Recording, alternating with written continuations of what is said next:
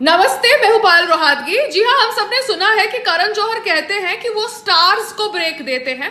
तो मैं करण जौहर से पूछना चाहती हूँ कि ऐसा क्या किया आलिया भट्ट ने कि आपने उसको ब्रेक दिया, क्योंकि आपकी फिल्म करने से पहले वो कोई स्टार नहीं थी, वो सिर्फ महेश भट्ट की दूसरी बीवी की बेटी थी। ऐसा क्या किया सिद्धार्थ मल्होत्रा ने कि आपने उसको ब्रेक दिया, क्योंकि वो तो एक बैकग्राउंड डांसर था। So there are lot of unanswered questions, क्योंकि कौन सी चीजें होती है जो आपका क्राइटेरिया बनती है उन लोगों के लिए जिन लोगों को आप ब्रेक देते हैं। क्योंकि आप कभी कहते हैं कि आप सिर्फ स्टार्स के साथ काम करते हैं और कभी आप सिद्धार्थ मल्होत्रा टाइप अननोन लोगों को लॉन्च करते हैं। So what does Siddharth Malhotra do to get a break in your film? नमस्ते। नमस्ते, मैं हूं पायल रोहातगी।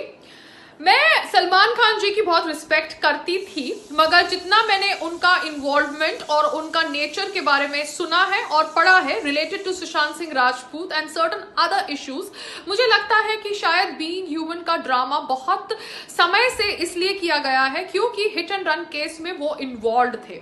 अब हिट एंड रन केस के अंदर उनको बरी कर दिया गया है, so I will never question the judgement of the court, मगर he was present in that hit and run case and because of that negativity उन्होंने बीइंग ह्यूमन करके एक ऑर्गेनाइजेशन चालू करी लोगों के अंदर ये थॉट प्रोसेस जनरेट करने के लिए कि वो एक अच्छे इंसान है। क्योंकि जो एक अच्छा इंसान होता है वो अपनी अच्छाई चुपचाप करता है, मगर अपनी अच्छाई के बदले पीआर एक्टिविटी नहीं करता। Now I have heard that being human organisation does money laundering as per the claims of Abhinav Kashyap या अभिनय कश्यप, ये अनुराग कश्यप के भाई है जिन्होंने उनके साथ दबंग 2 डायरेक्ट करी थी या करने वाले थे।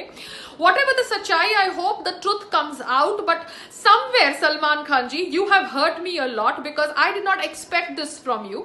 आप obviously किसी को भी लॉन्च कर सकते हैं, अपनी बहन के हस्बैंड को लॉन्च कर सकते हैं या सूरज पंचोली को लॉन्च कर सकते हैं, मगर आप दादागिरी नहीं कर सकते क्योंकि पूरा बॉलीवुड आपकी जायदाद नहीं है। If you don't like a certain person, that does not mean you make yourself or your brothers or your father call up producers and directors and ask them to not work with him, because ये विवेक ओबेरॉय के साथ भी हुआ था। We have heard his story because we have read his post also, और हम सबको पता है कि क्या हुआ था when he had called you up regarding that whole Aishwarya Rai issue। So मैं सिर्फ इतना ही कहना चाहती हूँ कि कर्मा की बात करने वाले लोग को ये समझना चाहिए कि कर्मा उनके ऊपर भी कभी हावी हो सकता है, and somewhere being human organization maybe is a PR activity। नमस्ते।